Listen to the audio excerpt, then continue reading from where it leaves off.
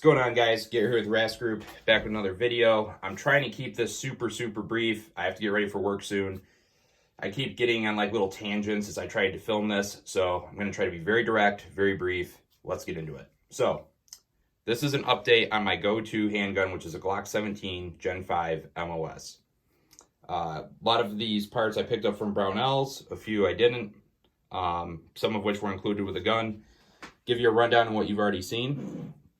Overwatch Precision Magwell, Streamlight TLR1 HL, Cagworks Extended Slide Release, Steiner MPS Red Dot, both of these picked up from Brownells. Shout out to them.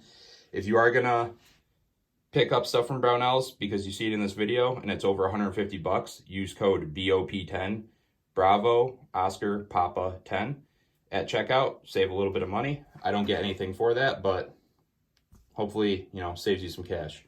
And then this is mounted on top of an Overwatch Precision mounting plate. So that's what you've seen.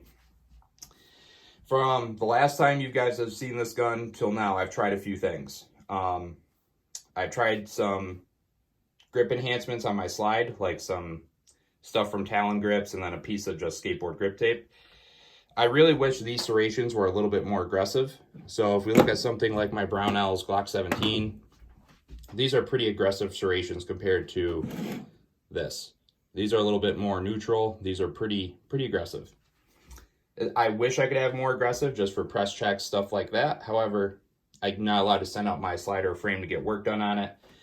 Downside of my main jam being my duty gun, but I think the positives far outweigh the negatives when we really look at it. So not allowed to do that. So I tried that stuff. Long story short, it didn't work. I was getting snags coming out of the holster about every 4 out of 10 or so. If we break that down in percentages, that's a 40% issue coming out of the holster on my draw. I'm in the business of I need 100% efficiency 100% of the time. They had to go. So I ripped those off. No go on that. I haven't really discovered or seen a good ulterior solution. What I can say is that anything that's going to interfere with these chamfers on a Gen 5 slide right in this ballpark here is going to have a snag issue with a Safariland duty style holster. So that was kind of a bummer. I was like, all right, well, scratch that. But what did stick around is this set of Talon grips. This is the Pro Texture. It's kind of a hybrid rubber / sandpaper thing they got going on. Thought it was kind of gimmicky at first. Turned out to be a pretty viable, affordable enhancement for a gun that I cannot have stippled. I always prefer stippling. I'll be 100% honest in saying that. However, these far exceeded my expectations as far as how good they would hold up and their interfacing with other parts on the gun. Primarily my magwell, which as you can see, I had no issues throwing my magwell back on after installing them. I think it's a viable option. If you're a guy that's running your main gun that you use for work as your CCW, or even if you just use it for work, if you're noticing that when you get a full purchase on the handgun, sorry for bumping the camera. So as we get this dominant hand grip in high into the beaver tail, we're applying that pressure with our pinky and the webbing of our thumb into the gun opposite directions. What we notice is sometimes if we don't have any leverage here, anything for your fingers to grip onto, you're just going to kind of start, I can't even mimic it, you're going to start noticing your fingers sliding down your front back strap.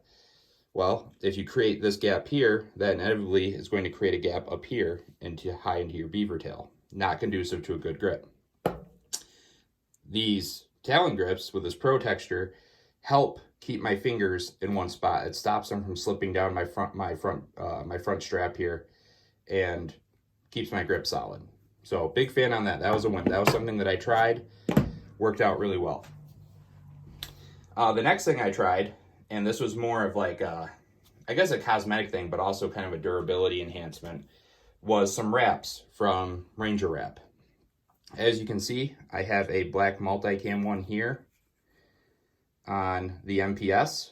That has had no issue across the board as far as durability and holding up and holster compatibility. Big fan of that. I think it adds just a little bit of kind of dent, scratch, cosmetic blemish resistance to the elements. And it looks cool. Why not? For 20, 25 bucks, I think it's I mean, I think it's fine. It hasn't failed me yet. It's been a few weeks of running this so far. What I did try that didn't work was the TLR1 version that you will see on this unfinished Glock build right here. The one cool thing about the Ranger wraps is if you run into a compatibility issue or if it doesn't work, they offer a great warranty, a great exchange, and if you're careful, you can simply peel it off of one item and apply it to another, to which I've had no issue. Not with this one anyway. So, and I'm sorry for this, for the nasally sniffiness, guys. My allergies are going absolutely haywire, but trying to make it through. We're almost done. So, what I noticed with this was an instant incompatibility with both outside the waistband duty style holsters and most inside the waistband holsters that have a relatively tight fitment, like my G code that I've been using for, I don't know, probably 3-ish months now, somewhere in that ballpark. And again, just similar with the chamfers on the slide right here that I ran into with the slide grip enhancers. Right here on the weapon light, you'll have this little chamfer that comes from the side right here. That's a problem. If you're going to use it, I think that you have to kind of trim these up a little bit, or if they made a version that kind of had a gap here where it was just, you know, it wouldn't be as fluid looking, but I think it would be more compatible with holsters. So that's my take on that. That's the update on the G17 go-to handgun. What's left for it? Really, the only thing that I have an interest in is maybe a set of lower 1/3 sights to interact with my MPS, and just as a fail-safe in case that dies or gets shattered. I really don't think that that's a high probability, but it's a good fail-safe, especially from a duty gun perspective. So that's about it. And once if I decide to get them and once I install them, you guys will obviously see the update on that to see the complete total finished product. I'm also looking at the idea of some different base pads for magazines. We'll see where it goes. I'm doing some research, and once I have that figured out, you know I'll be reporting back. So I appreciate you guys stopping in. I know that this is not as exciting of a video as some other stuff we've done, but I did have some updates I wanted to show you guys. As always, check out our Instagram at _RASGroup. Check out the website, rasgrouptraining.com. And you guys stay safe, stay trained, stay rad. I'll be back with the next one.